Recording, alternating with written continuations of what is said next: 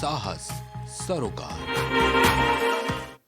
नमस्कार, स्वागत है आपका प्राइम टीवी में और मैं हूं आपके साथ स्वप्निल। वक्त हो चला है बड़ी खबरों का, तो रुक करते हैं खबरों की ओर। रामलला की प्राण प्रतिष्ठा के बाद अब अयोध्या धाम में प्रभु श्री राम के दर्शन करने वालों का रेला लगने शुरू हो गया है। अयोध्या पहुंच रहे हजारों भक्तों की किसी भी तरह से जल्द मंदिर पहुंचकर रामलला के दर्शन करना चाह रहे हैं। मंगलवार की सुबह से ही श्री राम जन्मभूमि पर बने मंदिर के दर्शन के लिए श्रद्धालुओं की लंबी कतार लगना शुरू हो गई है। राम मंदिर के मुख्य द्वार के बाहर देर रात से ही भक्तों की लंबी लाइन लगना शुरू हो गई है। तड़के में 2 बजे यानी कि 2 बजे से ही बड़ी तादाद में लोग यहां जुटने लगे। भीड़ में मौजूद लोग गेट के सामने जय श्री राम का उद्घोष कर मंदिर के अंदर जा रहे हैं। जय श्री राम का जो नारा है वो लगातार लोगों में जोश भर दे रहा है। देश भर से श्रद्धालुओं के जुटने का काम जारी है। इसके साथ ही अयोध्या के स्थानीय निवासी भी दर्शन पूजन करने के लिए राम मंदिर पहुंच रहे हैं। आने वाले दिनों में यहां भारी भीड़ के पहुंचने की उम्मीद है। ऐसे में पुलिस के लिए श्रद्धालुओं को मैनेज करना चुनौतीपूर्ण हो गया है। आपको बता दें कि अब श्रद्धालुओं का हुजूम लगना शुरू हो गया है अयोध्या में, लेकिन अयोध्या में ज्यादा से ज्यादा श्रद्धालुओं के पहुंचने पर प्रशासन यानी कि पुलिस प्रशासन को एक बड़ी चुनौती मिली है कि अब वो इतने दर्शनार्थियों को, इतने दर्शन करने वाले भक्तों को, राम भक्तों को कैसे मैनेज करेगी, क्या कुछ जानकारी होगी, कैसे मैनेजमेंट किया जाएगा, ये बड़ी बात है। अयोध्या में श्री राम जन्मभूमि पर बने राम मंदिर में रामलला के दर्शन के लिए आम लोगों की जो अभिलाषा थी वो आज से पूरी होगी, क्योंकि आज यानी कि 23 जनवरी से राम मंदिर के कपाट खुल रहे हैं। देश भर में जबरदस्त उत्साह नजर आया। बीती शाम हमने देखा कि प्राण प्रतिष्ठा के बाद लोगों में जो उत्साह था, जगह जगह जो कार्यक्रम हो रहे थे, आयोजन हो रहे थे, उसके बाद से ही श्रद्धालुओं का जो सैलाब है वो अयोध्या की तरफ बढ़ रहा है। अयोध्या की तरफ श्रद्धालु जा रहे हैं, बेकरार हैं, राम मंदिर जाने के लिए बेकरार है और राम से मिलने के लिए बेकरार है। तो ये हुजूम जल्दी लगने वाला है। लोगों की भीड़ नजर आ रही है और श्रद्धालुओं का सैलाब भी उमड़ पड़ा है। लेकिन अब जो बड़ी चुनौती है वो पुलिस प्रशासन के लिए है कि अब वो राम भक्तों को कैसे मैनेज करेगी। ये काफी चुनौतीपूर्ण है। आपको बता दें कि 4 बजे रामलला को जगाया जाएगा। उसके बाद रामलला को हर घंटे फूल दूध का भोग लगेगा। आपको बता दें कि फल और दूध और फूल से उन्हें संवारा जाएगा। फूल उनके स्वागत में बिखेरे जाएंगे। हर दिन 1.5 लाख से ज्यादा श्रद्धालुओं के आने का अनुमान भी जताया जा रहा है। इसे देखते हुए रामलला के दर्शन के लिए हर श्रद्धालुओं से 15 से 20 सेकेंड का ही समय मिलेगा। आपको बता दें कि अगर कोई श्रद्धालु राम के दर्शन के लिए राम मंदिर जाता है, अयोध्या जाता है, तो पुलिस प्रशासन ने और ट्रस्ट ने 15 से 20 सेकेंड का ही समय श्रद्धालुओं को दिया है, क्योंकि जो श्रद्धालुओं का आंकड़ा है वो लाखों है। आपको बता दें कि 1.5 लाख से ज्यादा श्रद्धालुओं के आने की संभावनाएं जताई जा रही हैं, क्योंकि अयोध्या में लोगों की भीड़ लगातार बढ़ती जा रही है। राम से मिलने का जो सपना है, राम से मिलने के लिए जो लोगों की बेकरारी है वो बढ़ती जा रही है। तो इसको देखते हुए ट्रस्ट और पुलिस प्रशासन ने मात्र 15 से 20 सेकेंड का समय दिया है। और उसके साथ ही श्री राम जन्मभूमि तीर्थ क्षेत्र ट्रस्ट की वेबसाइट के मुताबिक मंदिर को दर्शन के लिए सुबह और शाम 9:30 घंटे खोला जाएगा। सुबह 7 बजे से 11:30 बजे तक और फिर दोपहर में 2 बजे से शाम 7 बजे तक मंदिर को खोला जाएगा। आपको बता दें कि सुबह की आरती में शामिल होने के लिए पहले से बुकिंग करवानी होगी। आपको बता दें कि राम मंदिर के कपाट खुल गए हैं और भक्तों के लिए ये बड़ी खबर है, क्योंकि भक्तों के लिए जो बेकरारी थी, जो राम से मिलने की बेकरारी थी और इतने दिनों तक जो भक्त बेसब्री से इंतजार कर रहे थे राम के आने का, राम की प्राण प्रतिष्ठा का, उसके बाद अगर देखा जाए तो अयोध्या में लगातार भक्तों का हुजूम लग गया है। भक्तों की जो तादाद है वो बढ़ती जा रही है। 1.5 लाख से ज्यादा भक्तों के आने की संभावना भी अयोध्या में जताई जा रही है।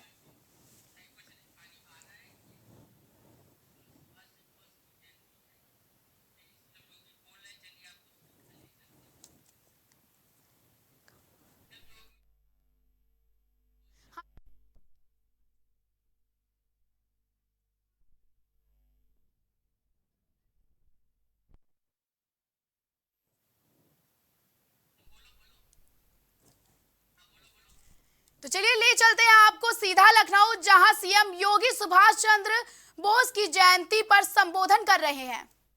भारत की वर्तमान स्थिति को इस पराक्रमी भारत के माध्यम से आगे बढ़ने के प्रेरणा स्रोत नेताजी सुभाष चंद्र बोस हैं। मैं इस अवसर पर एक बार फिर से उनकी स्मृतियों को नमन करते हुए नेताजी को देश के लिए उनकी सेवाओं के लिए कोटि कोटि नमन करते हुए अपने प्रदेश के सभी युवाओं का आह्वान करूंगा कि मातृभूमि के लिए हम जो भी कर पाएंगे वह कम होगा। और इस दृष्टि से आज की सबसे बड़ी आवश्यकता है कि हर व्यक्ति अपने अपने कर्तव्यों का ईमानदारी पूर्वक निर्वहन करे। जो जिस क्षेत्र में है, छात्र है, पूरी तन्मयता के साथ अध्ययन करे। नई चीजों को सीखने की जिज्ञासा उसके मन में होनी चाहिए। समाज के जिस क्षेत्र का है, अगर वह अपने अपने क्षेत्र में अपनी अपनी जिम्मेदारियों का, अपने अपने कर्तव्यों का ईमानदारी पूर्वक निर्वहन करता है, तो नेताजी के प्रति यह हमारी सच्ची श्रद्धा होगी, सम्मान होगा। और नेताजी सुभाष चंद्र बोस स्वतंत्र भारत में उस प्रकार की व्यवस्था के सख्त हिमायती थे कि यह होना चाहिए। कर्तव्यों के प्रति आग्रही हम सबको होना पड़ेगा, तभी हम पराक्रमी भारत को दुनिया की सबसे बड़ी ताकत के रूप में स्थापित कर पाएंगे। आज के इस अवसर पर एक बार पुनः नेताजी को नमन करते हुए, इनकी स्मृतियों को नमन करते हुए, मैं इस अवसर पर नेताजी के आदर्शों का अनुसरण हमारे युवा करेंगे, इस विश्वास के साथ आप सबको आज के इस पराक्रम दिवस की हृदय से बधाई देता हूं, अपनी शुभकामनाएं देता हूं। धन्यवाद। जय हिंद।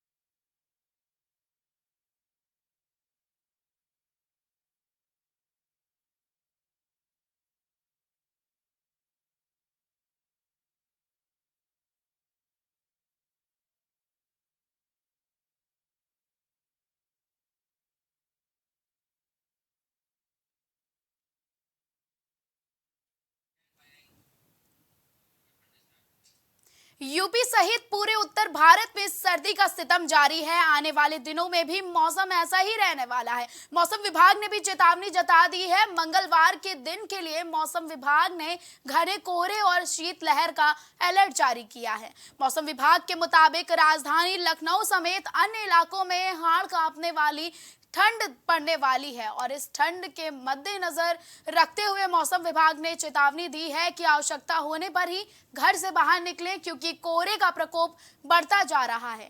रामनगरी अयोध्या में अगर मंगलवार को न्यूनतम तापमान की बात की जाए तो 7.5 डिग्री सेल्सियस रहा है और अधिकतम तापमान 16 डिग्री सेल्सियस रहने की संभावना है।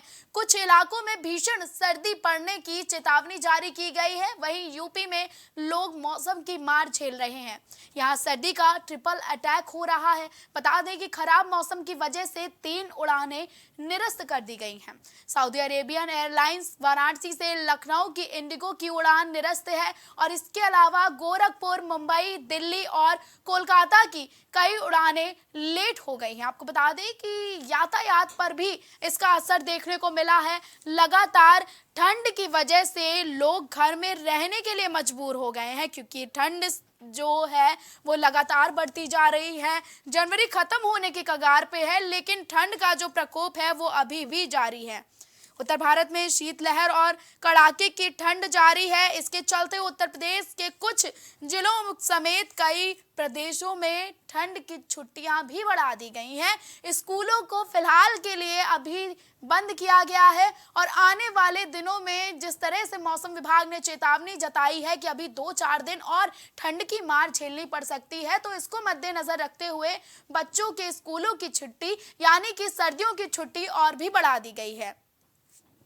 वहीं अगर आदेश सभी बोर्ड विद्यालयों पर भी लागू हुआ है। छुट्टी बढ़ाने का आदेश आगरा के जिलाधिकारी भानुचंद्र गोस्वामी ने भी दे दिया है और यूपी के कई जिलों में जहां ठंड की मार ज्यादा देखने को मिल रही है, वहां भी छुट्टियां बढ़ाने के डीएम ने निर्देश दे दिए हैं।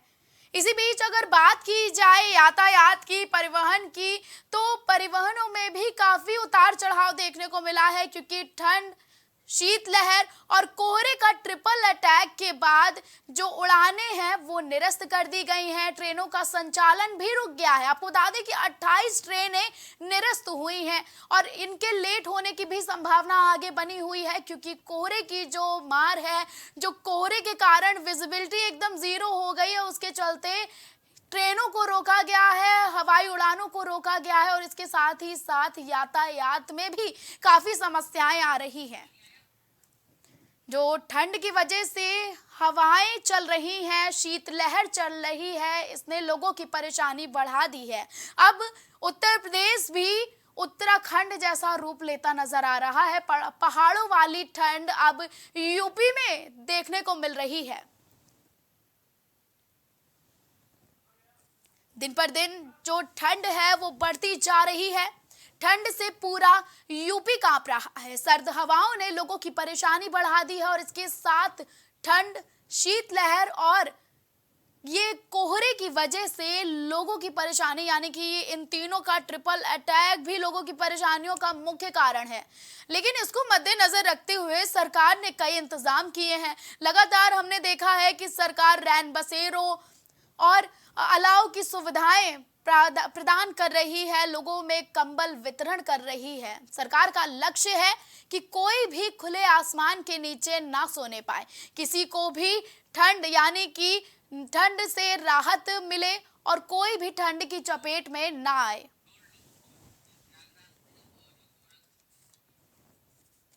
ज्यादा जानकारी के लिए हमारे साथ पवन पटेल प्रयागराज से जुड़ गए हैं और गोरखपुर से धनेश जुड़ गए हैं। धनेश, जानना चाहेंगे कि गोरखपुर में जो स्कूलों का छुट्टी है, सर्दी का जैसे सितम जारी है, तो स्कूलों की छुट्टी क्या गोरखपुर में भी बढ़ाई गई है? तो ये रहता है कि 15 जनवरी यानी मकर संक्रांति से धूप आना शुरू हो जाता है और ठंड कम होने लगती है, लेकिन यहाँ पे उल्टा देखा जा रहा है। मकर संक्रांति के बाद कोहरे और ठंड जो है लगातार बर्फीली हवाएं चल रही हैं और लोगों को ये दिक्कतें पैदा कर रही है, खासकर बच्चों के लिए। तो स्कूली के जो अवकाश है, स्कूलों के अवकाश को बढ़ा दिया गया। लगातार प्रतिदिन बढ़ाए जा रहे हैं। ठंड को देखते हुए जिलाधिकारी का साफ निर्देश है। और जो बड़े क्लास है उनको अभी 12 बजे से 3 बजे तक चलाए जा रहे हैं। बाकी छोटे क्लासेज हैं जो पूरी तरह से बंद कर दिए गए हैं, ताकि बच्चों को कोई दिक्कतें ना आए, जैसे कि कोल्ड डायरिया या फिर और भी निमोनिया कोई राहत मिले, कोई दिक्कत ना हो। बात की जाए अगर ठंड जहाँ तक लोगों को दिक्कतें कर रही है, जैसे कि सभी को दिक्कतें शहर में विजिबिलिटी दिक्कत है, तो सही रात में यहाँ पे ट्रैफिक विभाग निकल रहा है कि लोगों को अंदेशा कर रहा है कि गाड़ियों को नहीं चलाए, गाड़ियों जी पवन, आपके पास आना चाहेंगे। पवन, प्रयागराज में जो ठंड है उसका सितम कितना बढ़ गया है और अगर ठंड को देखा जाए तो क्या कुछ व्यवस्थाएं अब प्रयागराज में है?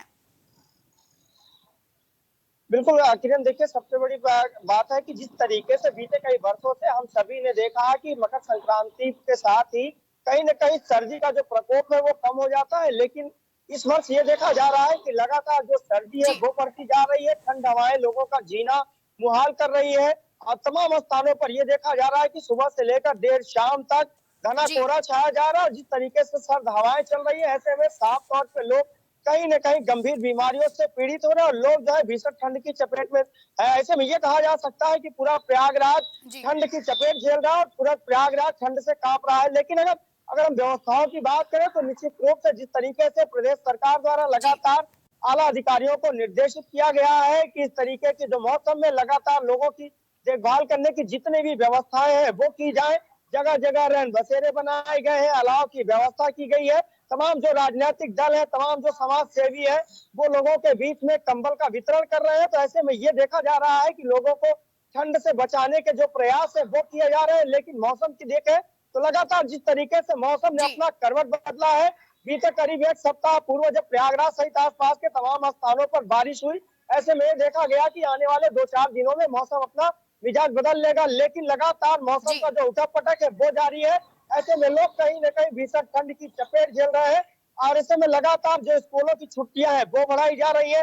हालांकि बीते कल जी भगवान रामलला के प्राण प्रतिष्ठा के साथ ही तमाम स्कूलों के आज खुलने के जो आदेश थे वो आए थे, लेकिन जिस तरीके से मौसम ने लगातार करवट बदला है, प्रयागराज सहित जी आसपास के जो जनपद है वो लगातार भीषण ठंड की चपेट में झेल रहे हैं। ऐसे में जो स्कूलों की छुट्टियां हैं वो और बढ़ाई जाएंगी, लेकिन ये भी कहा जा रहा है कि आने वाले 3-4 दिनों तक इसी तरीके से मौसम लगातार जो है सर्द हवाओं के साथ लोगों का जीना मुहाल करेगा। जी हालांकि आने वाले 3-4 दिनों के बाद मौसम में बदलाव आने की जो बातें हैं वो कही जा रही है, लेकिन अब किस जी तरीके से पवन, आपके मौसम पास में आना बदलाव। चाहेंगे। धनेश, आपसे जानना चाहेंगे कि गोरखपुर में मौसम विभाग ने क्या अलर्ट जारी किया है। अभी गोरखपुर में लोगों को कितने दिन सर्दी परेशान कर सकती है, ठंड का सितम झेलना पड़ सकता है? जी बिल्कुल, लगातार मौसम विभाग फुल अलर्ट करता रह रहा है, जिलों को कर रहा है। और जैसे जैसे मौसम में गिरावट आ रही है और हवाएं बढ़ रही हैं, तो मौसम विभाग का भी कहना है कि लगातार अभी आप लोग जी सतर्क रहें, ठंडी से बचते रहें। लगातार मौसम विभाग लोगों को अलर्ट कर रहा है कि ठंडी से बचे। लेकिन अगर जहाँ देखा जाए, जिस लोगों को ठंड परेशान कर रही है, वही ये कोहरे और जो ठंड है जी किसानों के और उनकी फसल के लिए अमृत अमृत की तरह अमृत हो रहा है। क्योंकि फसलें जो ठंड को लोगों को कहना रहता है किसानों का कि कोहरे जो पड़ेंगे वो हमारे जी जो गेहूं की फसल उनके लिए अमृत साबित होगा, अच्छी फसल होगी। तो कहीं ना कहीं कुछ लोगों को दिक्कतें हो रही, तो किसानों के लिए अमृत है कोहरा या जो ठंड है उनके फसलों की अमृत है, वो बहुत खुश नजर आ रहे हैं कि ऐसा ही को 2-4 दिन और पड़ेगा तो फसलें अच्छी होंगी, पैदावार जो हुई है बढ़िया होगी, अच्छी फसलें होगी। तो कहीं ना कहीं दिक्कतें किसको है, किसी को इसको इस ठंड से फायदा है और दिक्कतें रहती हैं। कुछ दिनों का दिक्कत है, जी लगातार मौसम विभाग अलर्ट कर रही है कि और लोग बचे रहे। वहीं अगर देखा जाए तो जिला प्रशासन और जो पुलिस प्रशासन वो भी अलर्ट है, लोगों को कंबलें वितरण कर रही है। यहाँ जी पे जो है और भी संस्थाएं जो हैं, तो समाजी संस्थाएं, उनको वो भी लोग सड़कों पे रात को निकलते हैं, जो लोग ठंड में दिखते हैं उनको कंबल वितरण करती है। देखा जाए अभी मौसम विभाग तो लगातार अलर्ट कर रही है, उसी के हिसाब से यहाँ का पुलिस प्रशासन भी स्कूलों को बंद रखी है। जी पवन, आपसे जानना चाहेंगे कि लगातार ट्रेनों का संचालन रुक रहा है, हवाई सेवाएं भी निरस्त की जा रही हैं, तो प्रयागराज में इसका क्या असर देखने को मिल रहा है? क्या प्रयागराज में भी ट्रेनें निरस्त हुई हैं या फिर लेट हुई? क्योंकि कोहरा है वो लगातार उत्तर प्रदेश में, यूपी में कोहरे, शीतलहर और ठंड का जो सितम है बड़ा भारी पड़ रहा है। ये तीनों अलर्ट देखने को मिल रहे हैं, ट्रिपल अटैक देखने को मिल रहे हैं। तो क्या है प्रयागराज में इसकी जानकारी? बिल्कुल किरण, देखिए जिस तरीके से मैंने पहले बताया कि मौसम के इस जी उठापटक में जहां आम जनजीवन पूरी तरीके से प्रभावित हुआ है, पशु पक्षी सहित तमाम जो लोग हैं वो परेशान नजर आ रहे हैं, भीषण ठंड की चपेट झेल रहे हैं। ऐसे में जो यातायात व्यवस्था है उस पर भी भारी असर देखने को मिला है। क्योंकि प्रयागराज धर्म और अध्यात्म की नगरी कही जाती है, माघ मेले का आयोजन किया जा रहा है। प्रयागराज में तमाम आसपास के जो जनपद है, आसपास के जो प्रदेश है, वहां से तमाम श्रद्धालु आते हैं, गंगा स्नान के लिए आते हैं। ऐसे में प्रयागराज जंक्शन पर आने वाली जितनी भी प्रमुख ट्रेनें हैं वो जी कहीं न कहीं कई घंटे देरी से चल रही है। ऐसे में तमाम जो प्रमुख ट्रेनें हैं उनको निरस्त किया गया है। प्रयागराज के हवाई अड्डा पे आने वाले तमाम जो अन्य प्रदेशों की जो विमानें हैं वो कहीं न कहीं प्रभावित हो रही है। ऐसे में ये साफ तौर पर कहा जा सकता है कि प्रयागराज में जनजीवन जो है पूरी तरीके से प्रभावित नजर आ रहा है, क्योंकि राष्ट्रीय राजमार्ग पर चलने वाली गाड़ियों की रफ्तार धीमी हो गई है। लगातार घना कोहरा लोगों के जनजीवन को प्रभावित हो रहा है। पशु पक्षी सहित तमाम इंसान है वो परेशान नजर आ रहे हैं। ऐसे में कहीं न कहीं जो किसान है उनके भी परेशानियों के जो बढ़ने के अंदेशे हैं वो देखे जा रहे हैं, क्योंकि लगातार सर्द मौसम कहीं न कहीं खेतों जी पर, फसलों पर भी नुकसान पहुंचाएगा। तो ये कहा जा सकता है कि लगातार जो मौसम का उठापटक है, मौसम का जो बदलाव है, ऐसे में कहीं न कहीं आम जनजीवन, जी लोगों की दिनचर्या और तमाम जो अन्य चीजें हैं वो प्रभावित होंगी। तो साफ तौर पर जो मौसम है वो कहीं न कहीं ये दिखा रहा है कि लोग आने वाले कई और दिनों तक इसी तरह की मार झेलेंगे।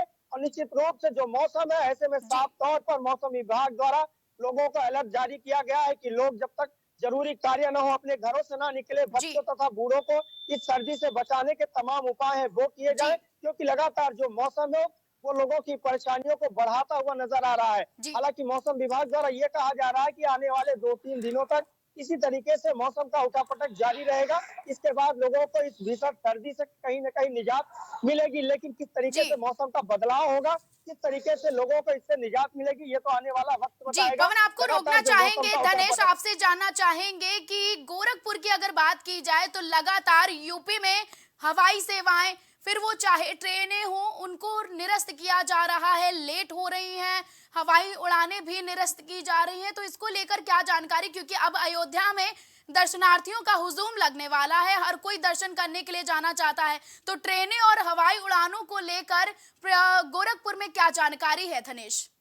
जी बिल्कुल, लगातार जो बात कर रहे हैं आपकी, सफर जो है आम जनमानस सफर के लिए जी निकलने के लिए सोच रहा है, लेकिन ठंड को देखते हुए नहीं निकलने, कुछ लोग परिवारों के साथ निकलना चाह रहे हैं। जो इतने तगड़े जो कोहरे पड़ रहे हैं, कोहरे हैं, उससे कहीं ना कहीं जनजीवन अस्त व्यस्त हो रहा है। जी और उसका जो यातायात जो चाहे हवाई के हो, चाहे ट्रेन के हो, चाहे सड़कों परिवहन को हो, सबको पे ज्यादा असर पड़ रहा है। जी वो कई ट्रेनें जो निरस्त की जा रही हैं, अगर देखा जाए तो ट्रेनें लगभग ज्यादा 10 से 12 और 14 घंटे लगभग लेट चल रही हर ट्रेनें चल रही हैं। तो जी ऐसे में अगर जो जिसको समय से जहाँ पहुंचना होगा वो पहुंच नहीं पा रहा है, तो लगातार कोहरे का मार सबको झेल रहा है, चाहे वो हवाई यात्रा हो, ट्रेन यात्रा हो, या फिर दूर की यात्रा हो, सबको दिक्कतें कर रही हैं।